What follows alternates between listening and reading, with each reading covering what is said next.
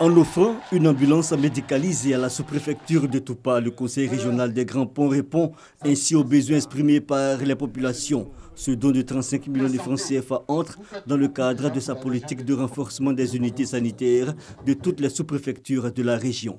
Nous sommes contents parce que ces ambulances viennent nous aider à mieux travailler, à mieux faire la prise en charge des parents qui viennent vers nous. Et souvent, quand l'état de santé nécessite qu'on ne puisse pas les recevoir à Toupa, mais qu'il faut les amener soit à l'hôpital général de Dabou, soit au-delà de l'hôpital général de Dabou à Abidjan. Sur le plan éducation, du matériel et du mobilier d'équipement ont été offerts aux filles et femmes de Toupa. Un geste bien accueilli par les populations qui promettent en faire bon usage. C'est la naissance d'une collaboration que nous espérons longue et fructueuse au bénéfice de nos jeunes filles et sœurs, envie de leur donner les moyens d'être autonomes et de se prendre en charge. Occasion donc pour Gabriel Yassé, président du conseil régional, d'exposer ses ambitions pour les années à venir, notamment en infrastructure, une université et un centre hospitalier régional dans la banlieue de Dabou.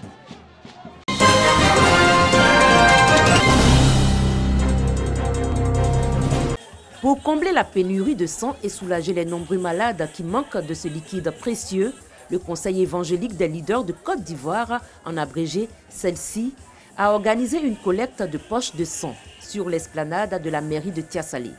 Cette action, dont le thème « Donner son sang pour sauver des vies », a pu recueillir 200 poches de ce liquide précieux. Pour les organisateurs, cette opération est bien plus qu'un don. C'est un acte de solidarité et d'amour.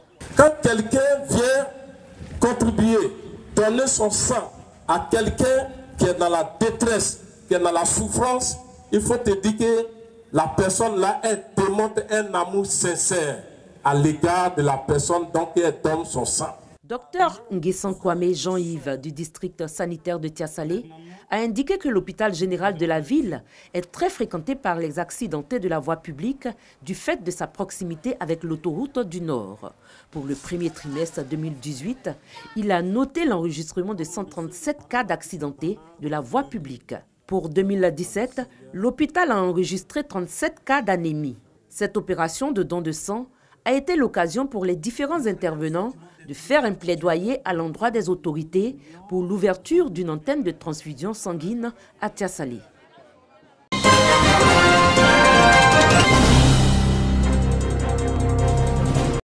Une signature des échanges, un acte qui marque le début d'un partenariat entre l'université Peliforogon Koulibaly de Korogo et l'Institut national de la statistique INS.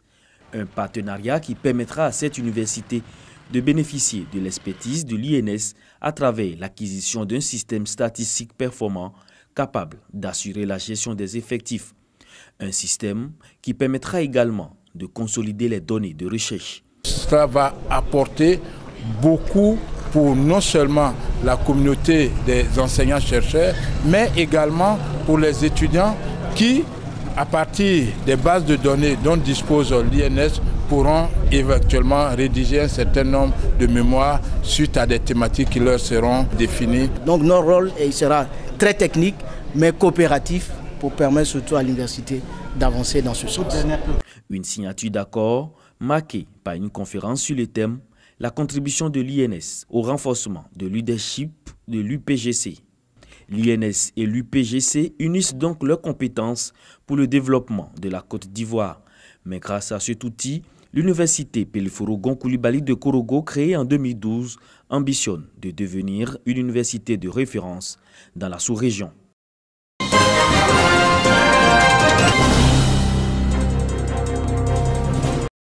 Durant toute l'année scolaire, enseignants, administration du lycée moderne de Bokanda et autres personnels de l'établissement n'ont eu cesse d'exhorter et engager les élèves à l'excellence. Venu l'heure des différents examens et le bilan de fin d'année, les plus méritants ont reçu la reconnaissance de leurs enseignants et encadreurs au nom de la MUPEB, mutuelle des personnels du lycée moderne de Bokanda. Chacun a obtenu la moisson qu'il méritait, le fruit de son travail. Je suis heureuse d'être la majeure de toutes les classes de la 6e. Et j'étudie beaucoup pour rendre heureux mes parents. Et mes parents aussi sont fiers de moi. On a eu le meilleur des meilleurs en Côte d'Ivoire ici. Pour dire que le lycée regorge d'enseignants qualifiés, d'enseignants pétris de talent. C'est la preuve que les enseignants, le personnel du lycée est au travail pour le bien-être de ses enfants. 7 parmi les meilleurs de l'établissement ont obtenu la plus haute distinction, à raison d'un élève par niveau, depuis les classes de 6e jusqu'à celles de terminale. Ce sont 2 garçons et 5 filles, vivement encouragés et dont l'excellent travail a été salué. Malgré toutes les appréhensions que nous avons sur la qualité de l'enseignement, sur le mauvais comportement surtout de certains élèves, que malgré tout, il y a du travail bien fait qui est en train d'être exécuté au lycée moderne. C'est l'occasion d'attirer l'attention des parents sur le fait qu'il est très important de donner la place qui convient à leurs enfants du sexe féminin. Il ne faut pas les laisser à la maison et sacrifier au profit des garçons. Quand on parle de parité, la parité signifie que filles et garçons doivent avoir la même considération. Dr Kwadjo Brou représentait la ministre de l'Enseignement supérieur et de la Recherche scientifique, professeur Bakayokoli Ramata, marraine de la cérémonie. La veille, les membres de la mutuelle des personnels du lycée moderne de Bokanda ont été instruits sur les droits et devoirs du fonctionnaire, thème d'une conférence animée par la directrice régionale du travail et des affaires sociales de la région d'Unzi.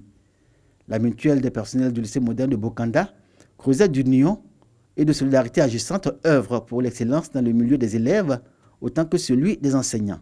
Elle se veut aussi un cadre d'action et de réflexion pour la défense et l'illustration du lycée moderne de Bokanda, établissement meurtri par des problèmes structurels, pédagogiques et didactiques qui s'amoncellent d'année en année malgré le cri de cœur de la communauté éducative. «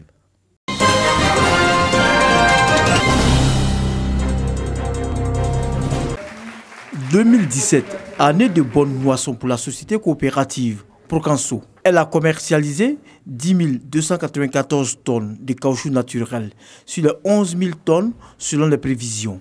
En dépit de certaines difficultés rencontrées telles que le mauvais état des routes, les tracasseries routières, la fluctuation des prix. Les responsables de cette structure s'en sont félicités lors de la 10e Assemblée générale ordinaire. Au plan financier, la coopérative Procanso a réalisé un excédent de l'ordre de 37 millions de francs CFA. Toutes ces performances lui ont valu de glaner de nombreux lauriers, dont le prix national d'excellence 2017 de la meilleure société coopérative agricole de forme civile, des cultures pérennes, filières et VA. Lorsque le président de la République remettait ce trophée, il a exigé que la coopérative puisse continuer sa performance. Donc nous travaillons dans cet esprit. Demeurer performante, tel est le défi lancé par le président de la République Alassane Ouattara à la société coopérative des producteurs de caoutchouc naturel de Soubré à l'occasion de la remise du prix de lauréat. Pour le relever, elle entend s'appuyer sur son atout majeur, les coopérateurs. Leur mobilisation et leur adhésion à toutes les politiques développées par le conseil d'administration ont permis d'atteindre les performances actuelles. Nous avons aujourd'hui 1933 membres, après avoir démarré en 2007 avec 150 membres. Et ces chiffres dénotent de l'intérêt que tous les producteurs de la région de la Nawa portent à cette coopérative. La COPCA Procanso, c'est des idées communes venant des producteurs et mises en œuvre par un conseil d'administration dynamique. Pour la campagne 2018, la société coopérative Procanso entend atteindre 11 000 tonnes de caoutchouc naturel commercialisés selon son objectif de résultat et assurer la formation de ses producteurs membres.